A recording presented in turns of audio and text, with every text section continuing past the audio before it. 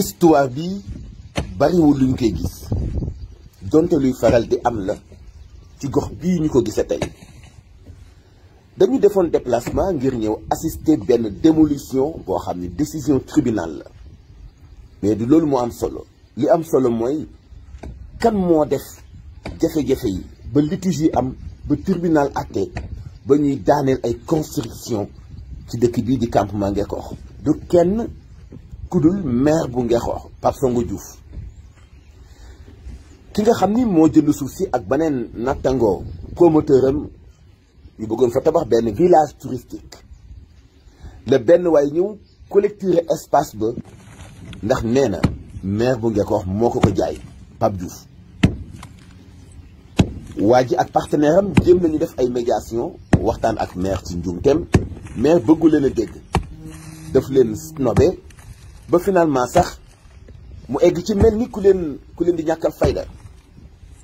ñu jël seen dossier topp ko ci yoon dem ba tribunal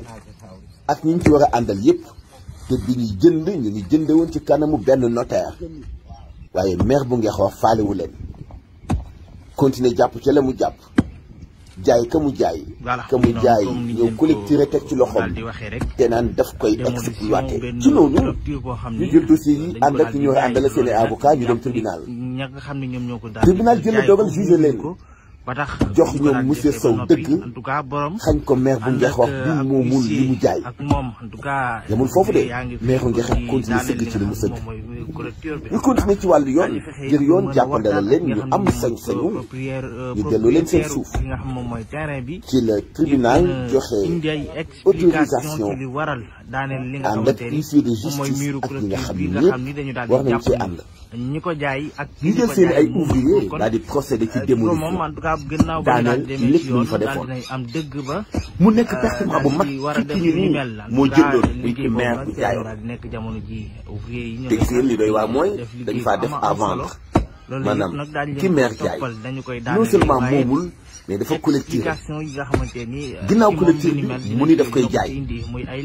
kenn xamul nan la tudd moo tax tey jii alal ju bëri yàqu na fa mais kan mooy responsable bi maire bu Ngekoox moom bi nga xam ni nangu na ni njaay meek lépp lu ci tënku ci loxoom la jaar te nanguwul séddee tribunal jël dogal nanguwul séddee nii lañu mujjee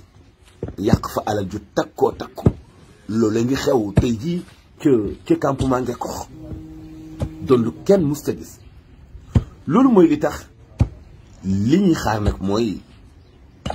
après démolition bi luy doon ëllëgu ak réaction maire bu Ngekoox jéem nañu ko jot yombul lan mooy ëllëg ak réaction ki ñu ni moom la maire bi jaayoon te tey alalam ju bëri yàqu ndax dafa jënd lu mu moomul ñun ñoo assisté lii doon lu doy waar muy alal ju takku ji nga xam ni yàq nañu ko tey jii foofee ci campement Ngekoox te kenn du responsable bi ku dul maire bu Ngekoox mu jaadu nag tey nit ñi jël seeni ay responsabilité ndax lii pesum kanam la bu la ko kenn fajalul nga fajal ko sa bopp loolu mooy li tax ñëw monsieur Sow aw fi ñu war a jaar ci wàllu yoon ba yoon jox leen dëgg ñu awale ko fi ñu ko war a awale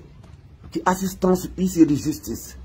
ñu daal di ñëw démolir bépp construction bu ñu defoon ci seen espace boobu nga xam ne ñoo ko jëndoon